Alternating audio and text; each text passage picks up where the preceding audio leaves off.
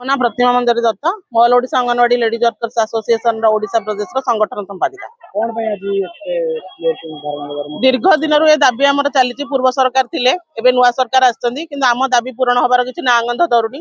एई सरकार जेतेबेले आसिले तेबेले मैनिफेस्टो रे कहिथिले जे हेल्पर मानकर 3000 वर्कर मानकर 2000 बढ़ेबे तापर आलोचना माध्यम रे से ताको परिवर्तन करथिले किंतु आसिक सरकार आसीबा 2 वर्ष हे गला ए पर्यंत हमर से दाबी पूरण हैला नाही।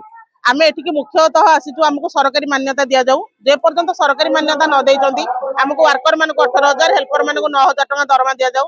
आमे जते रिटायर करूचु आम भितर आपण माने देखले विश्वास करिबेनी अंगनवाड़ी कर्मी किछि जाई कहा घर बासन माचन तो कोठी रास्ता कड़े भिक मागुचंदी तो आमको रिटायरमेंट हैला बेलको आमको रिटायरमेंट बेनिफिट लाख टका दउचंदी वर्तमान आमको मिनिमम सेटा को 10 लाख दियंतु हेल्पर मानको 5 लाख दियंतु आ हमर जो रिटायर्ड हैला परे वर्ष को वर्ष 5000 लेखे पेंशन दियंतु। वर्तमान आमको बर्तमान 10,000 दौरान केंद्र सरकार राज्य सरकार सहभागिता दिया आम समस्त काम करूँ राज्य सरकार काम करूँ केंद्र सरकार भी काम करूँ।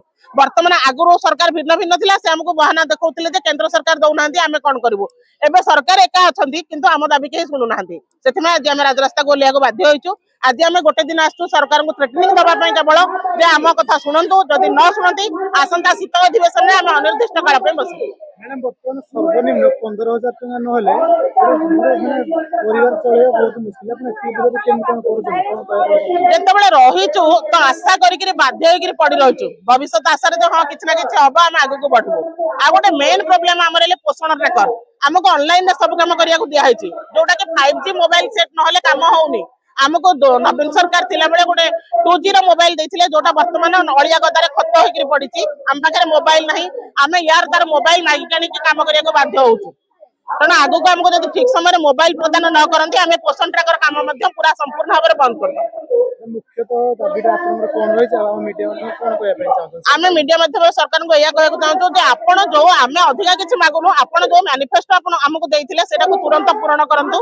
आ आमे जो मोबाइल ले जो हरदम ऑनलाइन काम करिया को हमको दिया होची सेति में उत्तम मानर मोबाइल सहित इंटरनेट चार्ज पूरा संपूर्ण वर्तमान चार्ज होची मिनिमम 300 टका 299 नहले रिचार्ज होउनी किंतु सरकार हमको दउचंती 3 मास को 500 टका तेणु आमे रिचार्ज मागुनु हमको मोबाइल दियो आपण भाउचर पकई दियंतु आमे काम करबु जो दिन भाउचर शेष से दिन हमर मोबाइल बंद।